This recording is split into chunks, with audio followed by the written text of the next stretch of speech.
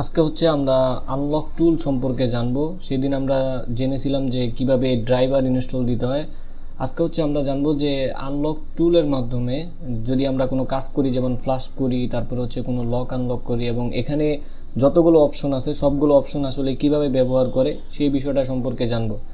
দেখুন, আপনি যদি ড্রাইভার ইনস্টল দিয়ে তারপর হচ্ছে মোবাইলটাকে কোন মুডে, কখন কোন মুডে কানেকশন দিতে হবে সেটা যদি আপনি ভালোভাবে জানেন, এবং হচ্ছে যদি আপনাকে একটা কাজ করতে হয়, যেমন এফআরপি বাইপাস করতে হবে অথবা যে কোনো একটা লক আনলক করতে হবে, তাহলে সেটা আসলে কোন মেথডে করতে হবে সেটা যদি আপনি জানেন, তাহলে সেটা আপনি যে কোনো টুলের মাধ্যমে করতে পারবেন।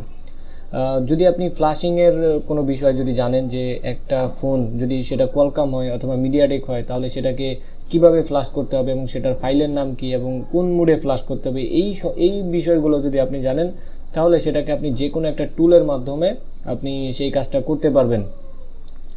তো আনলক টুল হচ্ছে একটা কমন একটা সফটওয়্যার, যেটার মাধ্যমে আমরা অধিকাংশ সময় লক আনলক করে থাকি, বিভিন্ন ধরনের কাজ করে থাকি। তো আজকে হচ্ছে আমি এই টুলটার মাধ্যমেই আপনাদেরকে কিছু অপশন দেখাবো, এবং এটার মাধ্যমে আমরা কিভাবে কাজ করব সেটা সম্পর্কে আমরা জানবো। যদি আপনি এই টুলটা সম্পর্কে কাজ করা বুঝেন, তাহলে আপনি অন্যান্য আরও যত পেইড টুল আছে, যেমন সিমেরা আছে, ডিএফটি প্রো আছে, সিএম2 আছে, আরও অনেক টুল আছে, এরকম এই টুলগুলো দিয়ে আপনি তখন সহজে কাজ করতে পারবেন। এখানে শুধু বিষয়টা হচ্ছে যে আপনি কি কাজটা করবেন আর মোবাইলটাকে কোন মুডে কানেকশন পাবেন। তো কোন মুডে কানেকশন, মানে কি কি কাজ করার জন্য কখন কোন মুডে কানেকশন দিতে হয় সেটা নিয়ে কিন্তু পূর্বে আমি আরেকটা ভিডিও বানিয়েছি। আপনি যদি ওই ভিডিওটা না দেখে থাকেন তাহলে অবশ্যই ওই ভিডিওটা দেখে নেবেন। তো চলুন, দেখতেই পাচ্ছেন যে আমরা আনলক টুলটা ওপেন করলে এরকম একটা ইন্টারফেস আপনার সামনে শো করবে। তারপরে এখানে প্রথমে শো করবে হচ্ছে এমআই। আমরা কিন্তু এখন এমআইয়ের মধ্যে আছি। দেখতে পাচ্ছেন যে উপরে অনেক ফোনের মডেল দেওয়া আছে, স্যামসাং আছে, হাওয়াই, ওপ্পো, ভিভো, এরকম অনেকগুলো আছে। তো আগে আমরা হচ্ছে যে যেই ফোনের কাজ করব সেই ফোনের সেই মডেলটা সিলেক্ট করব। যদি আপনি ভিভো ফোনের কাজ করেন তাহলে এখানে উপরে যে ভিভো মডেলটা আছে এটার মধ্যে আসবেন।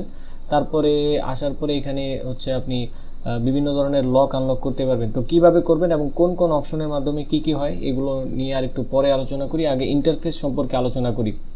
তারপরে ডান পাশে এখানে নিচে দেখতে পাচ্ছেন যে এখানে লেখা আছে এডিবি। এডিবি মুডে আসলে কি করে, তারপরে হচ্ছে ফাস্ট বুট, তারপরে test point, device manager, configuration, এগুলোর মধ্যে আসলে কি কি হয় এই বিষয়টাও আলোচনা করব। তারপরে হচ্ছে আমরা প্রত্যেকটা মডেলের মধ্যে কি কি জিনিস আছে এবং কি কি জিনিসের কাজ হয় এই বিষয়গুলো সম্পর্কে তারপরে জানবো।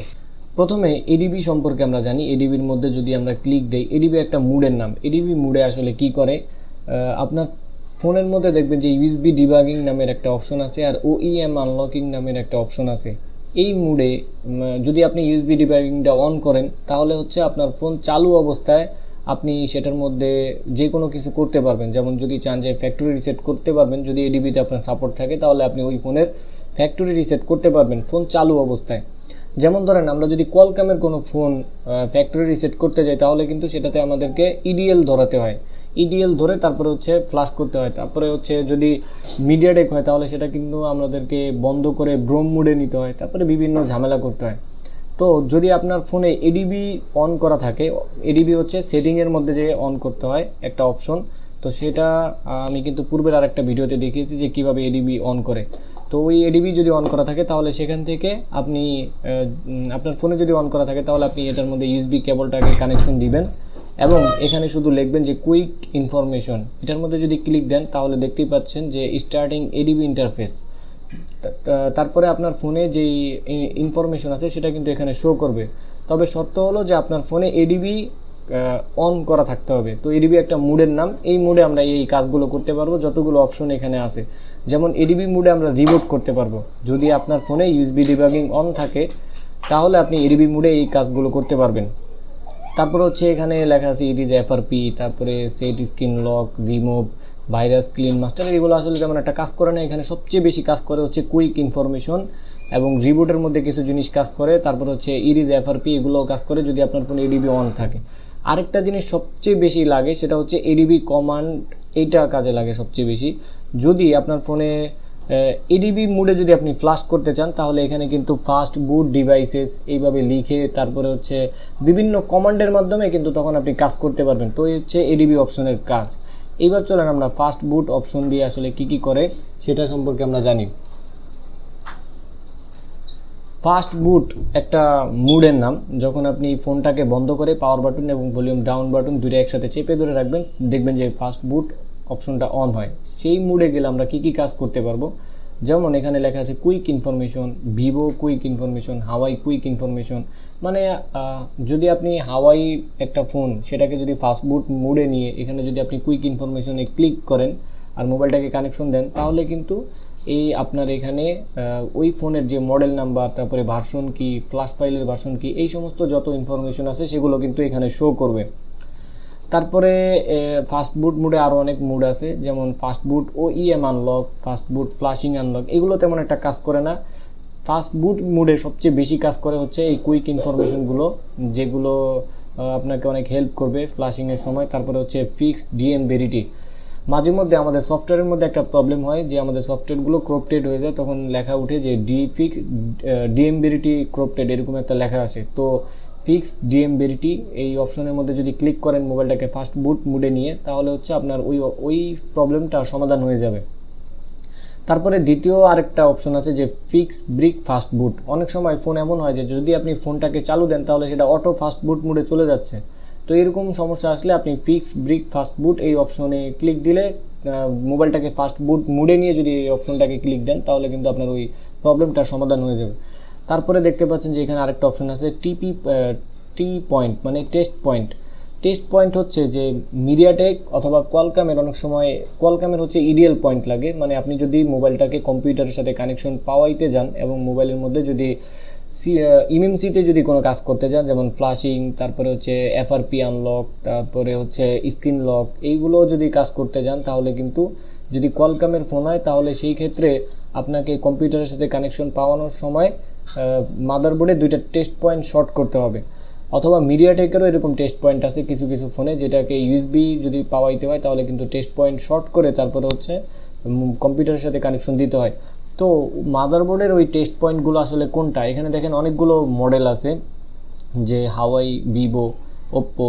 যদি আপনি গুগলেও সার্চ করেন ক্রোমে গিয়ে, যেমন আমরা যদি ক্রোমে এখানে যদি সার্চ করি যে Redmi note 8 EDL point, Redmi note 8 EDL point যদি লিখে, এই যে ইডিএল টেস্ট পয়েন্ট লিখে যদি সার্চ করি, তাহলে কিন্তু এখানে গুগলে ইমেজের মধ্যে আসলে আমাদেরকে দেখাই দিবে যে কোনটা হচ্ছে ইডিএল পয়েন্ট, মানে কোন দুইটা শর্ট করে তারপর হচ্ছে ইউএসবি কেবলটাকে কানেকশন দিতে হবে। দেখুন এখানে এই যে গোল চিহ্ন দিয়ে কিন্তু তারা দেখিয়ে দিয়েছে যে মাদারবোর্ডের এই অংশে দুইটা টেস্ট পয়েন্ট আছে, এটাকে শর্ট করতে হবে। তো সেম অপশনটা আপনি এখানেও পাবেন। অনেক সময় আছে যে এখানে যে অপশনগুলো আছে সেগুলো গুগলে নাই, অথবা গুগলে যে অপশনটা আছে সেটা কিন্তু এখানে নাই, এরকম যদি হয়। তারপরে হচ্ছে যদি গুগলে না পান তাহলে এখানেও পেতে পারেন। যেমন ধরেন আমি যদি এখানে লিখি রেডমি নোট 8, যেমন আমরা একটু আগে গুগলে লিখছিলাম আগে আমাদের এখানে মডেল সিলেক্ট করতে হবে, রেডমি নোট 8 টেস্ট পয়েন্ট লিখলেই হবে। আচ্ছা, আমরা শুধু নোট 8 লিখি, নোট 8, এই যে নোট 8 লেখার সাথে সাথেই কিন্তু এখানে শাওমি নোট 8 চলে আসছে। এখন যদি আমরা এখানে ক্লিক দিই, দেখতে পাচ্ছেন যে এখানে এই যে টেস্ট পয়েন্ট দুটাকে আমাদেরকে মার্ক করে দিয়েছে, যে এখান থেকে শর্ট করে তারপর হচ্ছে আমরা কম্পিউটারের সাথে কানেকশন দিতে পারবো। তো এখানে অনেক মডেল আছে, যেটা আপনার লাগবে এখানে সার্চ করে কিন্তু আপনি এই কাজটা করতে পারবেন। টেস্ট পয়েন্টের কাজ হচ্ছে এইটা। তারপর আছে ডিভাইস ম্যানেজার। মাঝে মধ্যে আমাদের কম্পিউটারে কোনো একটা পোর্ট পাচ্ছে কিনা, ধরেন আমরা একটা মোবাইলের ফ্ল্যাশ করব অথবা হচ্ছে লক আনলক করব, কিন্তু সেটা ইউএসবিতে ঝামেলা করতেছে বা ইউএসবি পাচ্ছে কিনা সঠিকভাবে, সেটা দেখার জন্য অনেক সময় আমাদেরকে ডিভাইস ম্যানেজারটাকে অন করতে হয়। যদি আপনি কম্পিউটারে কোনো মোবাইল কানেকশন দেন, তখন কিন্তু এইখানের এই অপশনগুলোর মধ্যে দেখবেন যে ওটা দেখায়, শো করে যে এই ইউএসবিটা পেয়েছে। তো সেটা দেখে আমরা শিওর হতে পারি যে এটার পোর্ট পেয়েছে, কাজ করতেছে কিনা সেগুলো আমরা বুঝতে পারি। এই জন্য আমাদেরকে মাঝে মধ্যে এই ডিভাইস ম্যানেজারটা অন করতে হয়। তো সেটা আমরা দিস পিসি থেকেও অন করতে পারি।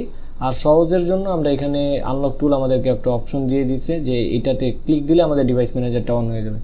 তারপর হচ্ছে কনফিগারেশন হচ্ছে ডিজেবল ড্রাইভার সিগনেচার। এইটা আমরা ডিজেবল ড্রাইভার সিগনেচার আমরা বিভিন্নভাবে করতে পারি, এখান থেকেও করা যায়। তারপর হচ্ছে এখানে অনেকগুলো অপশন আছে, ডাউনলোড আনলক টুল অল ড্রাইভার। তো ড্রাইভার কিন্তু আমরা আগেও ইনস্টল দেওয়া শিখেছি।